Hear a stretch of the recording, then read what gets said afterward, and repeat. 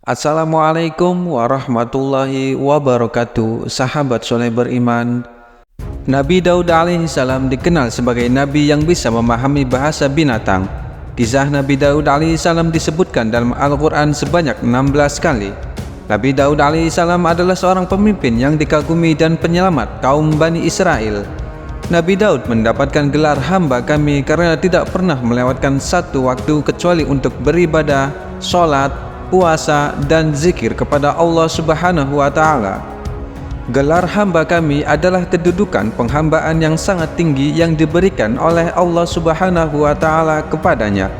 Rasulullah Shallallahu Alaihi Wasallam bahkan menggabungkan keseluruhan sifat-sifat yang dimiliki oleh Nabi Daud.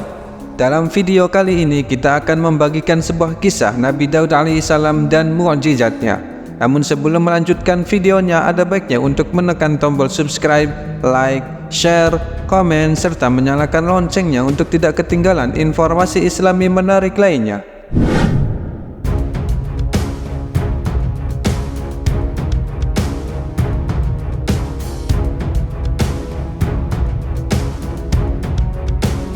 Nabi Daud alaihissalam, sosoknya ternyata dikenal disiplin dalam membagi waktu, baik untuk keluarga, mengkaji ilmu, beribadah, berdakwah, hingga memimpin kerajaan. Kemuliaan Nabi Daud alaihissalam terpancar pada kecerahan di matanya sampai-sampai dalam hadis riwayat Abu Hurairah dikisahkan bahwa Nabi Adam dengan ikhlas memberikan 40 tahun umurnya kepada Nabi Daud alaihissalam. Adam kemudian melihat seseorang di antara mereka dan berkas cahaya di antara kedua matanya membuat Adam kagum. Lalu Adam bertanya, "Ya Rob, siapakah dia?" Allah menjawab, "Dia seseorang dari kalangan terakhir umat-umat dari keturunanmu, namanya Daud." Adam kemudian bertanya, "Berapa usia yang engkau berikan padanya?" Allah menjawab, 60 tahun. Adam berkata, "Ya Rob, tambahkan 40 tahun untuknya dari usiaku." Hadis riwayat Tirmizi.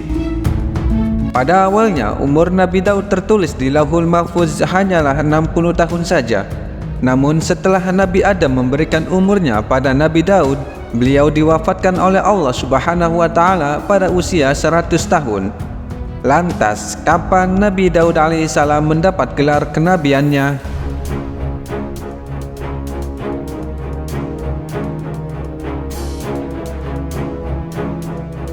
Beberapa riwayat menyatakan bahwa Nabi Daud mendapat gelar kenabian setelah berhasil mengalahkan Jalut menggunakan ketapelnya. Kisah tersebut bermula ketika Daud menjadi bagian dari tentara Raja Talut yang berusaha membebaskan wilayah Palestina. Setelah kemenangan itu, Nabi Daud dielu-elukan sebagai pahlawan perang dan diangkat menjadi pengganti raja.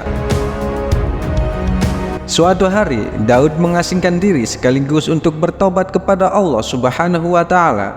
Dalam pengasingannya, Daud memperbanyak zikir dan memuliakan Allah dengan bertasbih.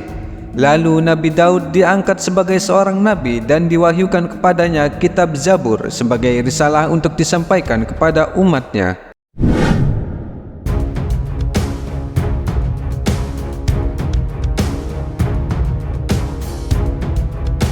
Sahabat soleh beriman, Allah Subhanahu wa Ta'ala telah menurunkan 4 kitab dan 100 lembar suhuf kepada para nabi dan rasul terpilih sebagaimana tertuang dalam surat Al-Isra ayat 55. Dan Tuhanmu lebih mengetahui siapa yang ada di langit dan di bumi, dan sesungguhnya telah kami lebihkan sebagian nabi-nabi itu atas sebagian yang lain, dan kami berikan Zabur kepada Daud. Al-Quran Surat Al-Isra ayat 55. Konon, kitab Zabur ditulis menggunakan bahasa Koptik dan diturunkan di daerah Yerusalem pada abad 10 sebelum Masehi. Dalam Zabur tidak terdapat hukum-hukum syariat karena Nabi Daud diperintahkan mengikuti syariat yang telah dibawa oleh Nabi Musa alaihissalam sebelumnya. Kitab Zabur membuat 2 ajaran inti yang dibawa Nabi Daud alaihissalam kepada Bani Israel, yakni zikir dan penghormatan kepada Allah Subhanahu wa Ta'ala serta nasihat-nasihat tentang kebaikan bagi manusia.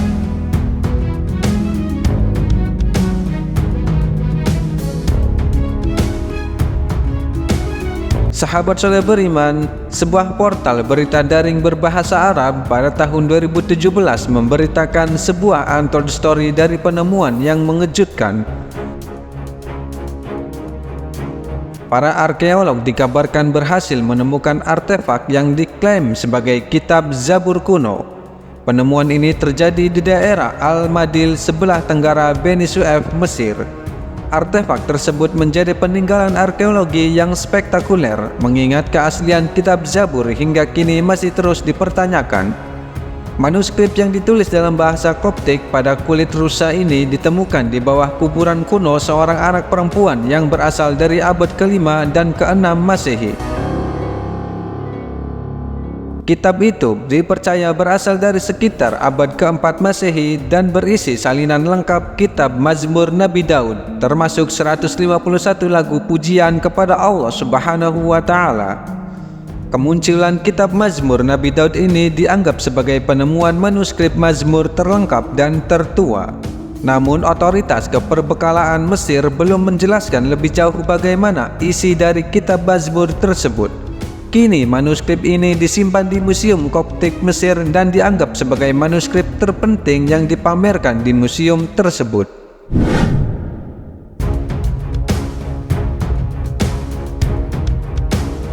Sahabat soleh beriman, sebuah untold story terungkap bahwa baju zirah atau baju pelindung berbahan rantai besi yang biasa digunakan oleh tentara abad pertengahan ternyata pertama kali dibuat oleh Nabi Daud alaihissalam.